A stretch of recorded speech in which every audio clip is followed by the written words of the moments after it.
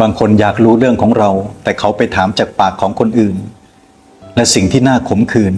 คือเรื่องที่เขารู้จากปากของคนอื่นที่เกี่ยวกับเราอาจจะดูเยอะก็จริง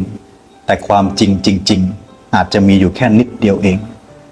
ก็ต้องทำใจนะโยมการที่จะถูกวิจารณ์ก็เป็นเรื่องธรรมดาคนจะวิจารณ์คนอื่นก็เป็นเรื่องธรรมดาแม้แต่เราเองบางทีก็วิจารณ์คนอื่นซะยับเหมือนกันวิจารณ์คนอื่นซะยับเยินเหมือนกันเรายังไม่รู้เลยว่าเรื่องจริงของคนคนนั้นจริงอ่ะมันจริงแค่ไหนและจริงไหมแต่บางทีเราก็วิจารณ์และคุยกันสนุกปากไป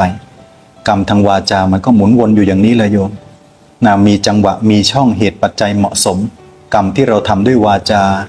ในอดีตมันก็ให้ผลในชาตินี้ชาตินี้ก็ให้ผลในชาตินี้ก็ได้ชาตินี้ไปให้ผลในชาติหน้าก็ได้ไม่มีรูปแบบที่ตายตัวแล้วแต่จังหวะของกรรมที่เขามีน้ำหนักตามเหตุตามผลของเขาแต่ที่แน่นอนเราควบคุมได้คือก็ต้องมาควบคุมทางวาจาของเราเองไม่ให้สร้างบาปทางวาจา